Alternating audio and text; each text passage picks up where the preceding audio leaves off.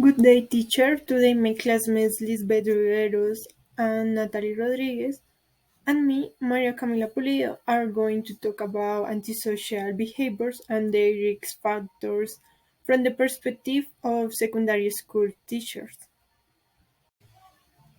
This research arises from the need to recognize and identify antisocial behaviors in educational environments, mainly schools and colleges.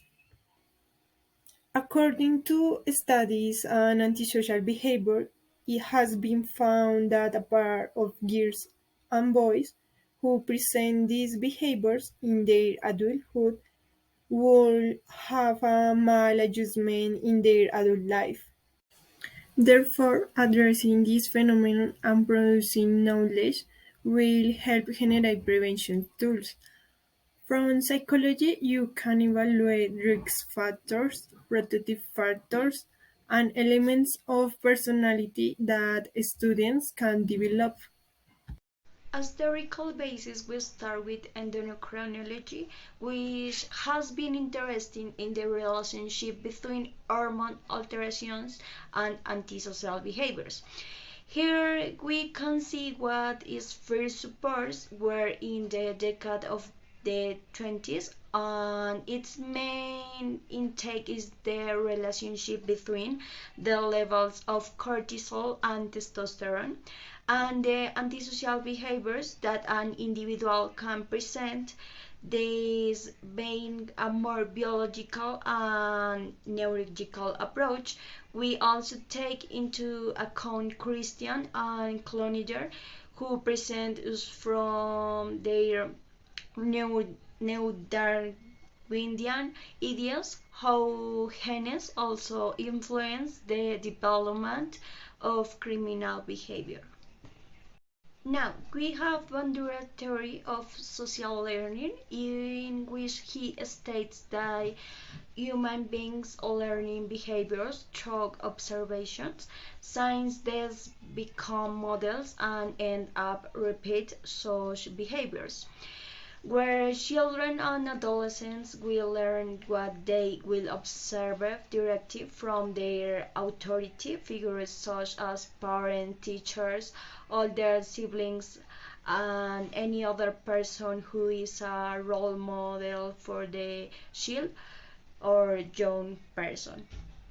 And finally, we have Lincoln, who affirms that in order to have a behavior adapted to society, two important factors must be taken into account. The first is the educational practice that the young person or child receives either at home or at school, where parents and authority figures play an important role in guiding and pushing in such behaviors that go against their norm. And as a second factor, it affirms that the inherited psychological characteristics which can both facilitate or hinder the process when occurring antisocial behaviors. But factors can carry about, but an individual how can follow the roles and live in society or know the contrary antisocial or criminal behaviors.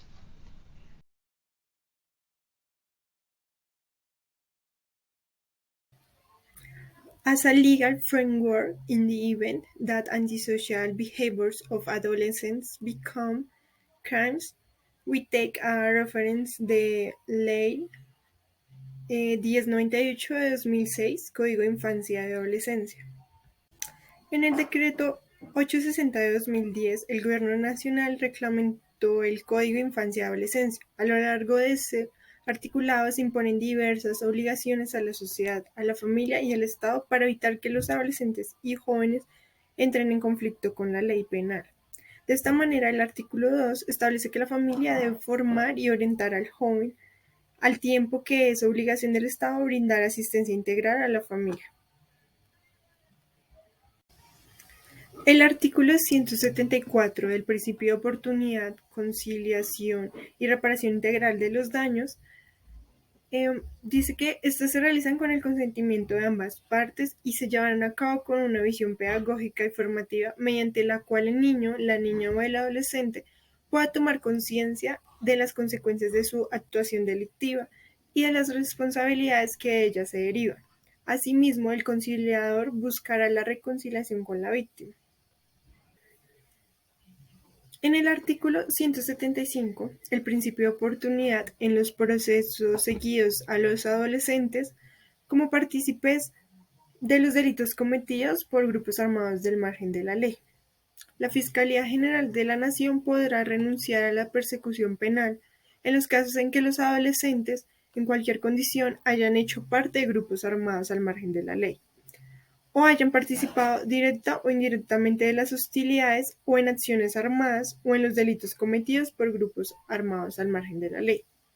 Se establece que el adolescente tuvo como fundamento de su decisión las condiciones sociales, económicas y culturales de su medio para haber estimado como de mayor valor la pertenencia a un grupo armado al margen de la ley.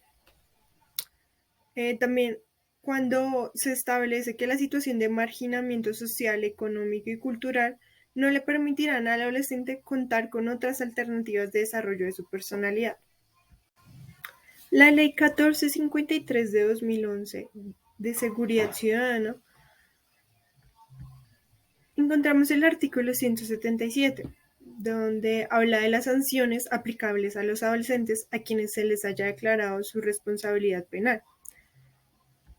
Entre estas, la amonestación, imposición de reglas de conducta, la prestación de servicios a la comunidad, la libertad asistida, la internación en medios semicerrado y la privación de libertad en centro de atención especializado.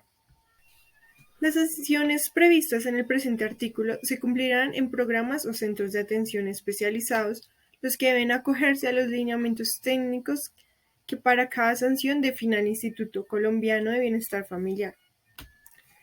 En el artículo 180 de los derechos de los adolescentes durante la ejecución de las sanciones, dice que los adolescentes tienen los siguientes derechos, además de los consagrados en la Constitución Política y en el presente Código. Ser mantenido preferentemente en su medio familiar siempre y cuando reúna las condiciones requeridas para su desarrollo. Recibir información sobre el programa de atención especializada en el que se encuentre vinculado, durante las etapas previstas para el cumplimiento de la sanción.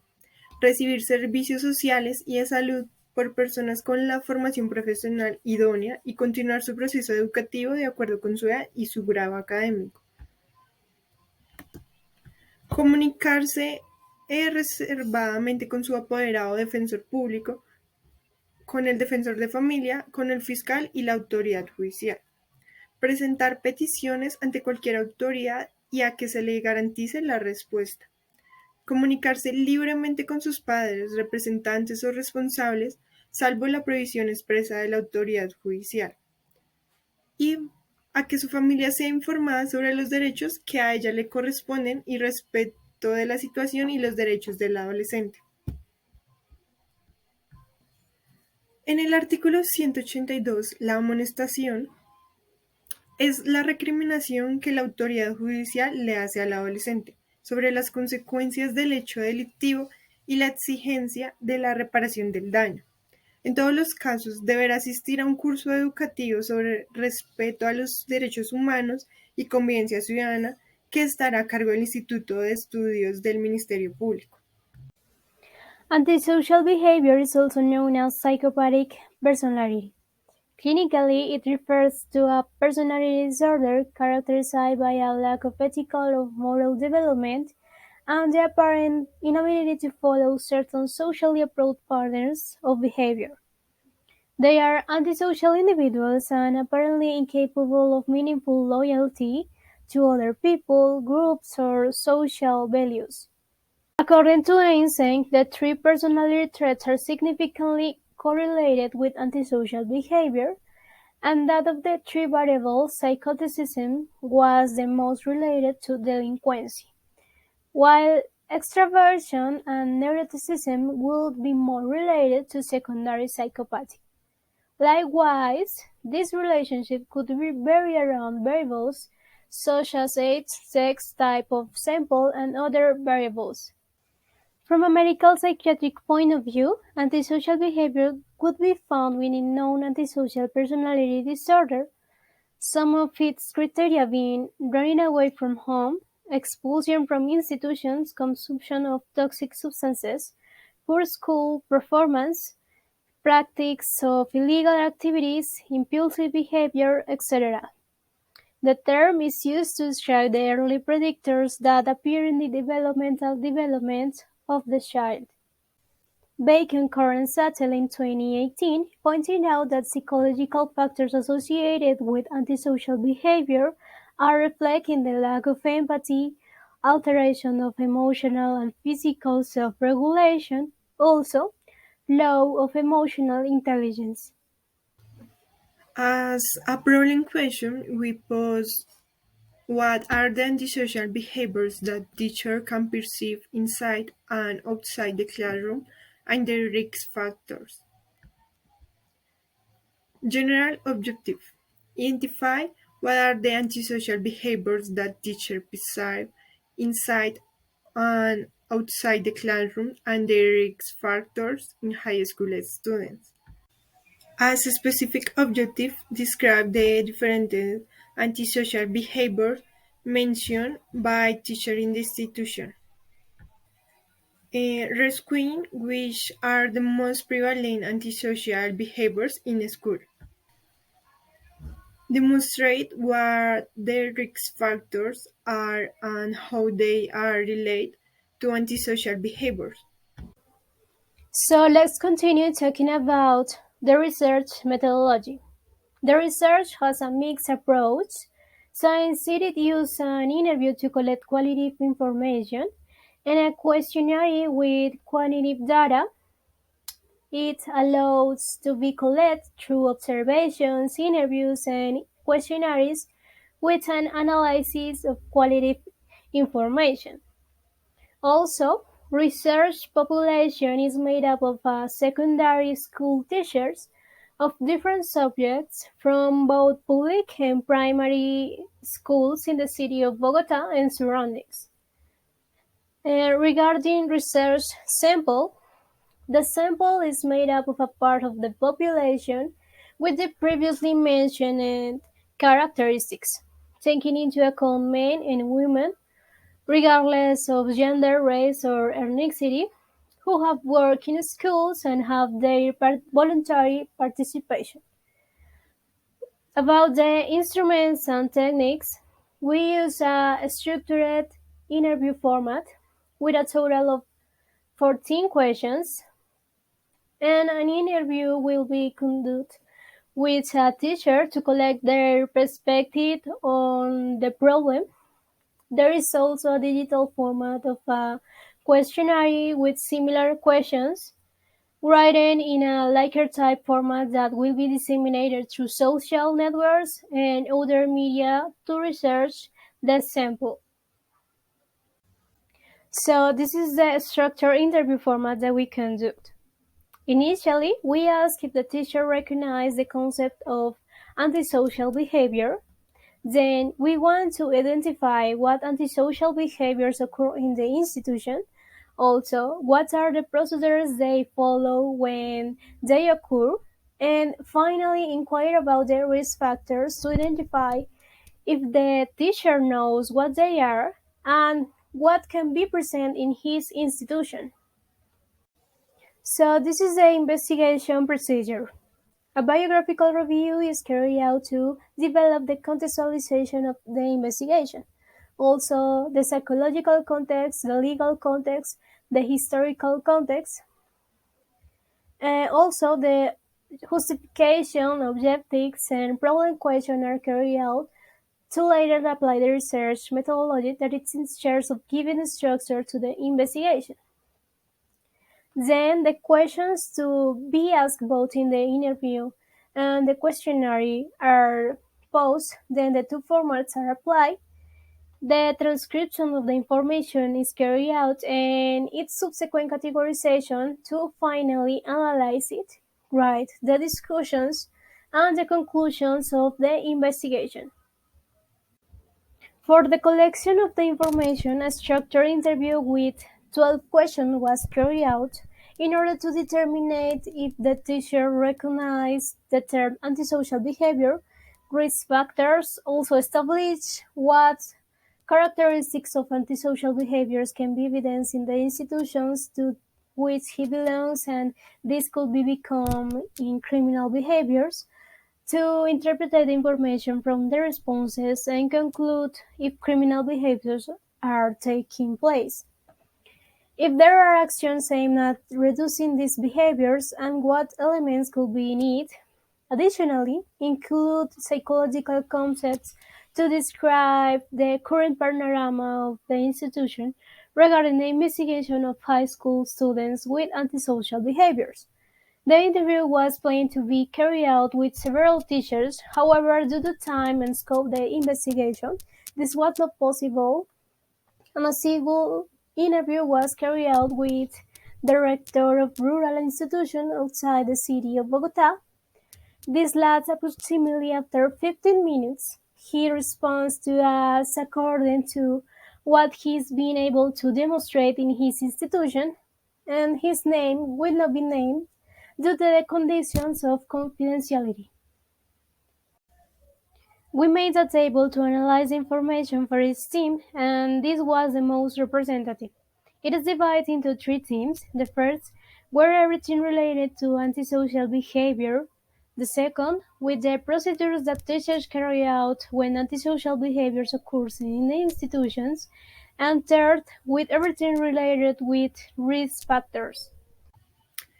Regarding the results in the first section of the questionnaire, a Likert type scale with 14 frequency items was proposed, where the responses of 49 teachers of the institution were obtained.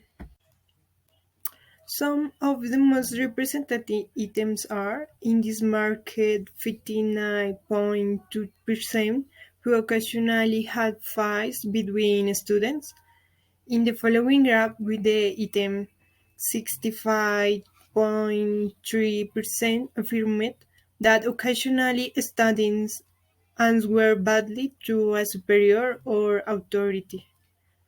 In these items, it was found, according to their teacher's perception, certain behaviors and attitudes were present in the students, being not so frequent. So they mostly marked the option occasionally.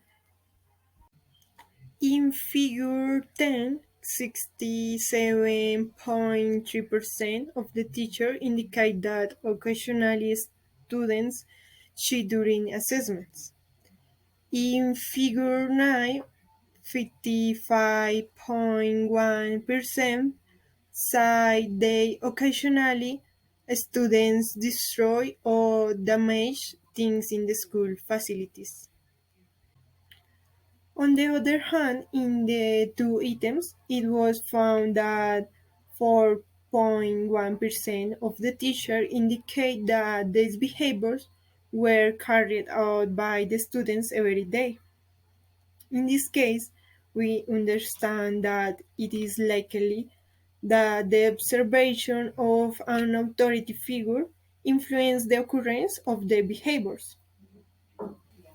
These results could be interpreted as an indication of antisocial behaviors, and that in this institution it is not representative that they occur. Figure 1. 59.2% of teachers affirm that there is very low probability that students carry firearms or blade weapons, and 34.7% affirm that there is a low probability that students carry these weapons, and 6.1% mention that there is a medium probability that students carry these weapons. And figure 2, 42.9% affirm that students take money that does not belong to them with a low probability, and 30.6% affirm that with a medium probability they may take money that does not belong to them, and 26.5% state that in a very low probability that the students will take the money. Figure 3, 44.9% of the teacher market that students smoke cigarettes with a medium probability, and 34.7% affirm that there was a low probability of this behavior, and 12.2% marked that there was a very low probability, and 8.2% state that there was a very high probability that students smoke cigarettes. And figure 4, and 55.1% affirmed that students consume alcoholic beverage with a medium probability, and 18.4% mentioned there is a low probability, and 16.3% affirm that there is a high probability, and 10.3% affirm that there is a low probability. Probability that students consume alcohol beverage. Figure 5, 46.9% of teachers cite the probability that students criminal behavior market a median probability that students mental criminal behaviors of vandalism. Figure 6, 61.2% of teacher mark a medium probability that students will bully, and 20.4% say that there is a low probability that students will bully, and 14.3% say that there is a very high probability that students carry out bullying, and 4.1% mention that there is a very low probability that students do this. Figure 5, 46.9% of teachers cite the probability that students criminal behavior market a median probability that students mental criminal behaviors of vandalism. Figure 6, 61. In the research, it is perfect to obtain broad information from the perspective of teachers before antisocial behaviors in their students, to which it refers that there are problematic behaviors in the students, but the influences of antisocial behaviors are very low. So for teachers, it is something that can be managed and controlled for school and home. Teachers do not consider that their students frequently perform such behaviors, that there is little probability that they do so. It was also identified that for teachers some factors for the development of antisocial behaviors are the background of the family. if there are things on family violence or some type of abusive at home. And they also affirm that students often model the behaviors of teachers, and if these behaviors are not very good, they will also be seen by the students and model it. And finally, the emotional instability that young people have can sometimes be a predisposing factor for developing antisocial behavior, since they can have high levels of vulnerability and sensibility. It's the job of psychology to work together with educational entities to reduce signs of antisocial behaviors. In institutions, the approach they can have is very limited. So it's important to carry out psychoeducation regarding the consequences of the development of behaviors because it's generally considered that the maintenance of antisocial behaviors at an early age is a predisposing factor for criminal behaviors. Also, the intervention approach should be aimed at preventing the development of these behaviors, not producing more corrective measures, which only generates more isolation and inequality. The research is useful to demonstrate the possible knowledge that the institutions present and the lack of experience to provide management to this type of behavior.